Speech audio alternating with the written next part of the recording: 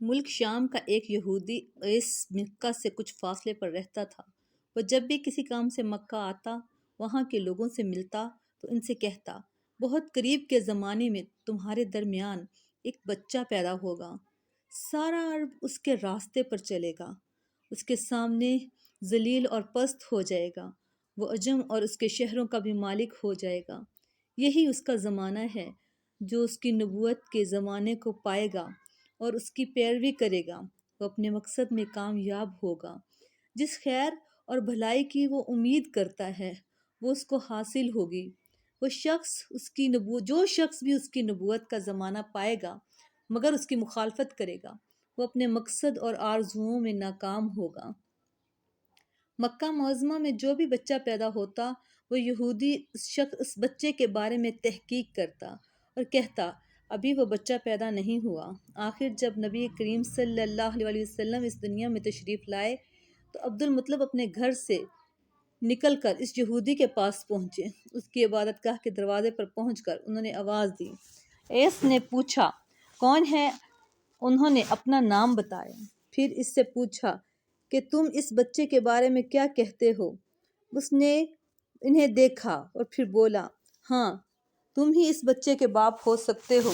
بے شک وہ بچہ پیدا ہو گیا ہے اور جس کے بارے میں نے تم لوگوں سے کہا کرتا تھا، وہ ستارہ آخر طلوع ہو گیا، اور جو اس بچے کی پیدائش کی علامت ہے، اس کی علامت یہ ہے کہ اس وقت اس بچے کو درد ہو رہا ہے، یہ تکلیف اسے 3 دن تک رہے گی اور اس کے بعد یہ ٹھیک ہو جائے گا۔ راہب نے جو یہ کہا تھا کہ بچہ 3 دن تک تکلیف میں رہے گا، تو اس کی تفصیل کچھ یوں ہے کہ آپ نے 3 دن تک دودھ نہیں پیا تھا، اور یہودی نے جو یہ کہا تھا کہ ہاں آپ ہی اس کے باپ ہو سکتے ہیں، تو اس سے یہ مراد ہے کہ عربوں میں دادا کو بھی باپ کہہ دیا جاتا تھا۔ اور نبی کریم صلی اللہ علیہ وسلم نے ایک بار خود فرمایا تھا کہ میں عبد المطلب کا بیٹا ہوں۔ یہودی نے عبد المطلب سے یہ بھی کہا تھا کہ اس بارے میں اپنی زبان بند رکھیں، یعنی کسی کو کچھ نہ بتائیں، ورنہ لوگ اس بچے سے زبردست حسد کریں گے، اتنا حسد کریں گے کہ آج تک کسی نے کسی سے نہیں کیا ہوگا، اور اس کی اس قدر سخت مخالفت ہوگی کہ دنیا میں کسی اور کی اتنی مخالفت نہیں ہوئی۔ پوتے کے متعلق یہ باتیں سن کر عبد المطلب نے ایس سے پوچھا، اس بچے کی عمر کتنی ہوگی؟ یہودی نے اس سوال کے جواب میں ان سے کہا کہ اگر اس بچے کی عمر طبیعی بھی ہوئی تو بھی 70 سال تک نہیں ہوگی، بلکہ اس سے پہلے ہی یہ 61 یا 63 سال کی عمر میں وفات پا جائیں گے، اور ان کی امت کی اوسط عمر بھی اتنی ہی ہوگی۔ اس کی پیدائش کے وقت دنیا کے بت ٹوٹ کر گر جائیں گے۔ یہ ساری علامات اس یہودی نے گزشتہ انبیاء علیہ السلام کی پیش گوئیوں سے معلوم کی تھی، اور سب کی سب بالکل صحیح ثابت ہوئی۔ قریش کے کچھ لوگ عمرو بن نفیل اور عبداللہ بن جحش وغیرہ ایک بت کے پاس جایا کرتے تھے۔ یہ اس رات بھی اس کے پاس گئے جس رات آپ صلی اللہ علیہ وآلہ وسلم کی پیدائش ہوئی۔ انہوں نے دیکھا کہ وہ بت اوندھے منہ گرا پڑا ہے۔ ان لوگوں کو یہ بات بری لگی، انہوں نے اس کو اٹھایا، سیدھا کر دیا، مگر وہ پھر گر گیا۔ انہوں نے پھر اس کو سیدھا کیا، وہ پھر الٹا ہو گیا۔ ان لوگوں کو بہت حیرت ہوئی، یہ بات بہت عجیب لگی۔ تب اس بت سے آواز نکلی، یہ ایک ایسے بچے کی پیدائش کی خبر ہے جس کے نور سے مشرق اور مغرب میں زمین کے تمام گوشے منور ہو گئے ہیں۔ بت سے نکلنے والی آواز نے انہیں اور زیادہ حیرت زدہ کر دیا۔ اس کے علاوہ ایک واقعہ یہ پیش آیا کہ ایران کے شہنشاہ کسریٰ نوشیروان کا محل ہلنے لگا، اس میں شگاف پڑ گئے۔ نوشیروان کا یہ محل نہایت مضبوط تھا، بڑے بڑے پتھروں اور چونے سے تعمیر کیا گیا تھا۔ اس واقعے سے پوری سلطنت میں دہشت پھیل گئی، شگاف پڑنے کی سے خوفناک آواز بھی نکلی تھی۔ محل کے 14 کنگرے ٹوٹ کر نیچے آ گرے تھے۔ آپ کی پیدائش پر ایک واقعہ یہ پیش آیا کہ فارس کے تمام آتش کدوں کی وہ آگ بجھ گئی جس کی وہ لوگ پوجا کیا کرتے تھے اور اس کو بجھنے نہیں دیتے تھے، لیکن اس رات میں ایک ہی وقت میں تمام کے تمام آتش کدوں کی آگ آنن فانن بجھ گئی، جو کہ تقریباً 1000 سال سے جل رہی تھی۔ آگ کے پوجنے والوں میں رونا پیٹنا مچ گیا۔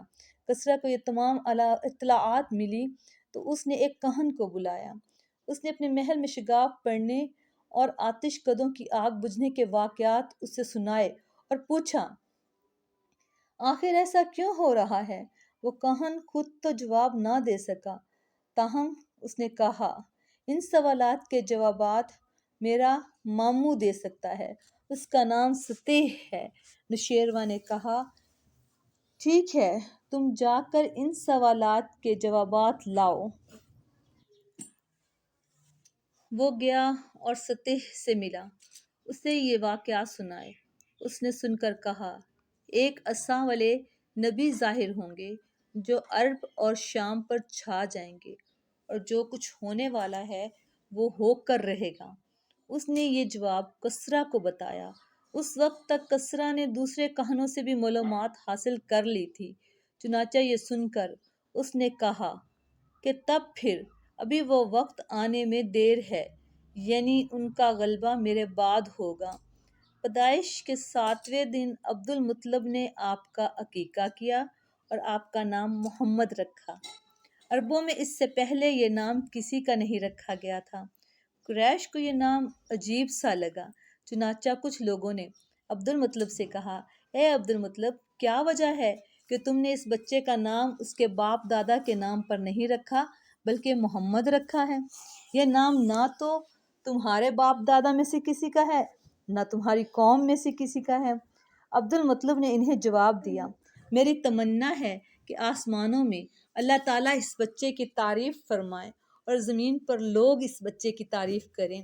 محمد کے معنی ہے جس کی بہت زیادہ تعریف کی جائے۔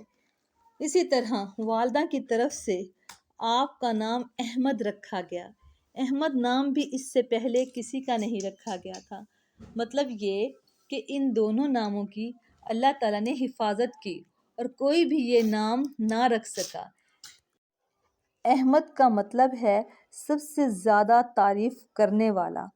علامہ سہیلی نے لکھا ہے کہ آپ احمد پہلے ہیں اور محمد بعد میں، یعنی آپ کی تعریف اور دوسروں نے بعد میں کی۔ اس سے پہلے آپ کی شان یہ ہے کہ آپ اللہ تعالیٰ کی سب سے زیادہ حمد و ثنا کرنے والے ہیں۔ پرانی کتابوں میں آپ کا نام احمد ذکر کیا گیا ہے۔ اپنی والدہ کے بعد آپ نے سب سے پہلے صوبیہ کا دودھ پیا۔ صوبیہ نبی کریم صلی اللہ علیہ وسلم کے چچا ابو لہب کی باندی تھی۔ ان کو ابو لہب نے آپ کی پیدائش کی خوشی میں آزاد کر دیا تھا۔ صوبیہ نے آپ صلی اللہ علیہ وسلم کو چند دن تک دودھ پلایا۔ انہی دنوں صوبیہ کے ہاں اپنا بیٹا پیدا ہوا۔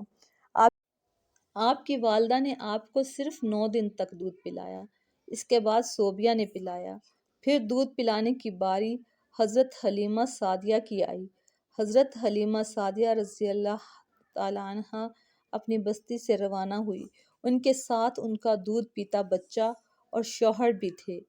حضرت حلیمہ سعدیہ رضی اللہ تعالیٰ عنہا دوسری عورتوں کے بعد مکہ میں داخل ہوئی۔ اس کی وجہ یہ تھی کہ ان کا خچر بہت کمزور تھا اور تیز نہیں چل سکتا تھا۔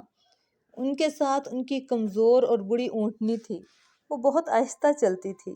ان کی وجہ سے حلیمہ رضی اللہ تعالیٰ عنہا قافلے سے بہت پیچھے رہ جاتی تھی۔ اس وقت بھی ایسا ہی ہوا، وہ سب سے آخر میں مکہ میں داخل ہوئی تھی۔